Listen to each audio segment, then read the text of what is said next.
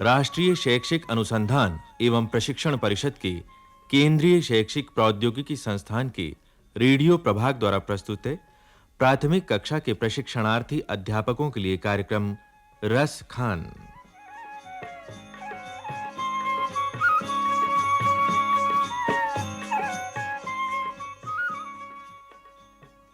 हिंदी साहित्य में भक्त कवियों का अपना विशेष स्थान है। उनमें भी कृष्ण भक्त कवियों की कविता बड़ी सरस और सजीव है। इसका कारण है कृष्ण का अपना चरित्र। वे बांसुरी बजाते हैं, गायें चराते हैं, खेल-खेल में ठगते हैं, चुराकर दधी माखन खाते हैं और दिन रात गोपियों को सताते हैं। निर्मोही ऐसे कि छोड़कर चल देते हैं तो लौटने का नाम नहीं लेते, और मनमोहन ऐसे कि लाख चाहने पर भी मन उन्हें भुला नहीं पाता। तभी तो न जाने कितने भावुक कवि हृदय उन पर मर मिटते हैं। हाँ, और कृष्ण भक्त कवियों में भी कितनी विविधता है। कहीं बंगाल के जयदेव और चंडीदास हैं, तो कहीं मिथिला के विद्यापति, कहीं गुजरात के नरसिंह मेहता हैं, तो कहीं महाराष्ट्र के तुकाराम, कहीं जनमानद सूर हैं, तो कहीं राजरानी मीरा, और इन्हीं सब के बीच सैयद इब्राहिम से अनन्य कृष्ण भक्त बन जाने वाले रसखान भी, जो कहते हैं, या लकुटी अरु कामरिया पर राजती हूँ पुर को तजी डारों, आठों सिद्धि नवहु निधि को सुख नंद की गाय चराई बिसारो, नाखनी सोरस खानी कबहु ब्रज के बन बाग तड़ाग निहारो, कोटिक हूँ कल धौत के धाम करील की कुंजन परवारों। जिस लकड़ी और कंबल को लेकर उनके प्रभु श्री कृष्ण गाय चराने जाते थे, उनके लिए रसखान तीनों लोगों का राज्य तक न्यौछावर करने को तैयार हैं। नंद बाबा की गायों को चराने का सुख पाने के लिए तो वो आठों सिद्धियां और नवों निधियों तक को छोड़ देने की बात करते हैं। जिस ब्रज भूमि में श्री कृष्ण ने अपनी बाल लीलाएं की थीं, उसके वन, उपवन और तालाबों को एक बार देख पाने के लिए तो वो सोने के बने करोड़ों महल वहां की करील की झाड़ियों पर से वार देना चाहते हैं। और इतना ही नहीं, वो तो यहां तक कहते हैं कि किसी भी जन्म में, किसी भी रूप में वे ब्रज के होकर ही रहना चाहते हैं। मानुष हो तो वही रस खानी, बसों ब्रज गोकुल गांव के ग्वारन, जो पशु हो तो कहा बस मेरो, चरो नित नंद की धेनु मझारन, पाहन हो तो वही गिरि को जो धर्यो कर छत्र पुरंदर कारण, जो खग हो तो बसेरो करो मिली, कालिंदी कुल कदम्ब की डारन। मनुष्य हो तो ब्रज के गोप ग्वाल, पशु हो तो नंद की गाय, पत्थर हो तो गोवर्धन के, जिसे कृष्ण ने इंद्र के कारण अपने हाथ पर उठा लिया था, और पक्षी बने तो यमुना किनारे किसी कदम्ब की डाल पर ही बसेरा करें। यही कवि रसखान की अभिलाषा है।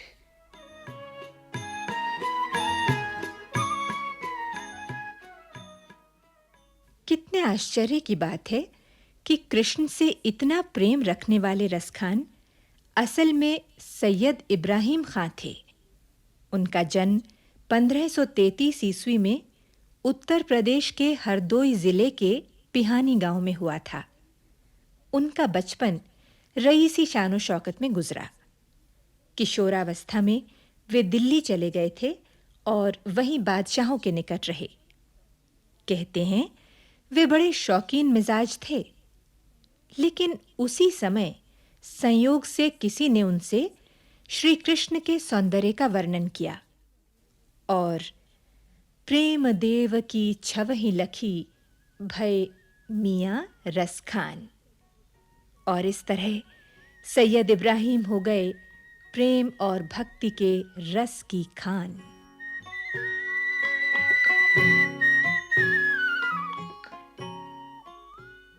दिल्ली के बादशाहों का ठाट बाट छोड़कर रसखान गोवर्धन धाम आकर बस गए।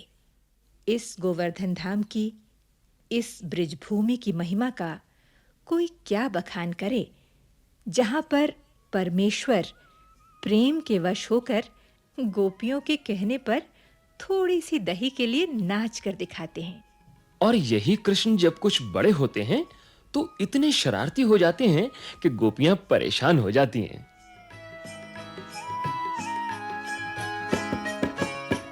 काहू को माखन चाखी गयो अरु काहू को दूध दही ढरकायो।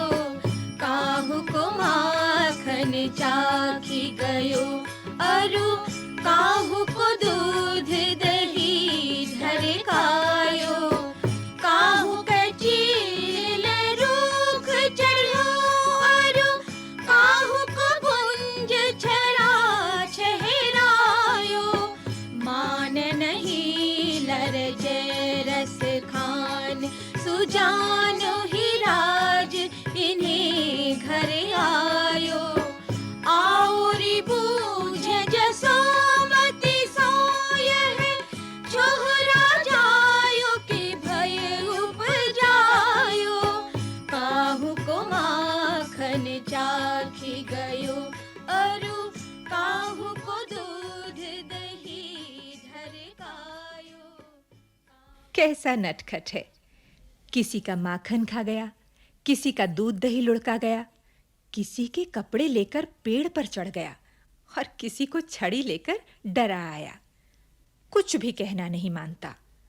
लगता है जैसे सारे जग का राजा यही एक पैदा हुआ हो।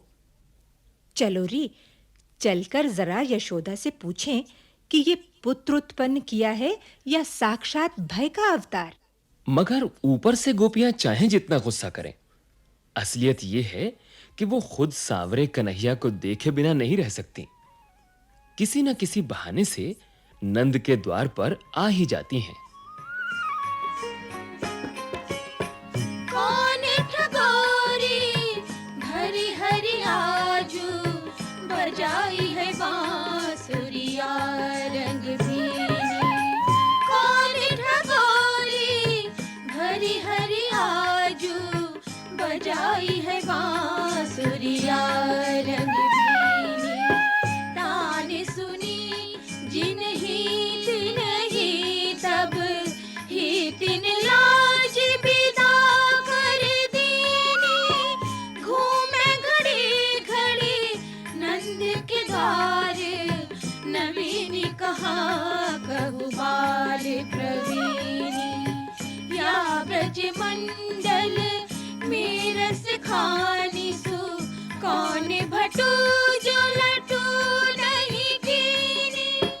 कौन ठगोरी हरि हरि आजू बजाई है बांसुरिया रंग भीनी।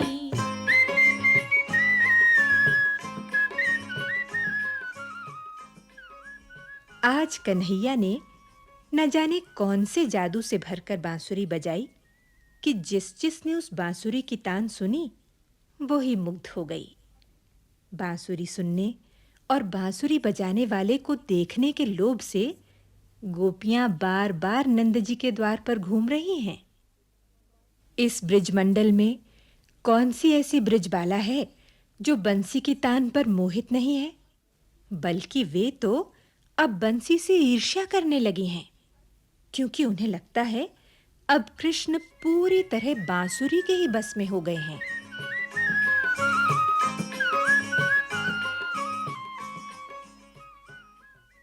लेकिन बात इतनी सी नहीं है। रसखान के कृष्ण सिर्फ बांसुरी के ही वशीभूत हों ऐसा नहीं है। वो तो प्रेम के वश में है। हरि के सब आधीन पे हरि प्रेम आधीन याहि ते हरिया पुही याहि बड़पन दीन। सारा संसार उनके अधीन है, मगर वे स्वयं प्रेम के अधीन हैं। रस खान ने अपना पूरा जीवन ब्रजराज कृष्ण के चरणों में समर्पित कर दिया।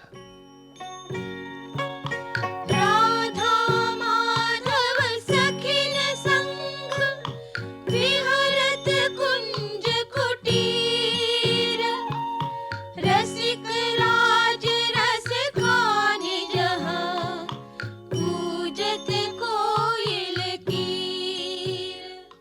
वे ब्रजभूमि में रहे और वहीं प्राण छोड़ दिए। उनकी समाधि उसी राधा माधव की ब्रजभूमि में है।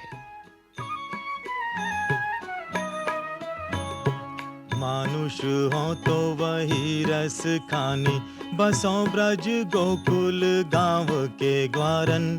जो पशु हो तो कहा बस मेरो चरो नित नंद की धेनु मझारन।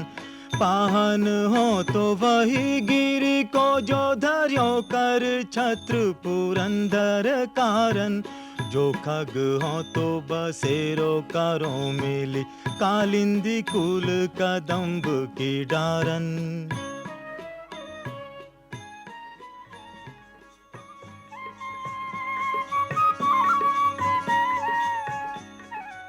रस खान। अभी आप सुन रहे थे ये कार्यक्रम।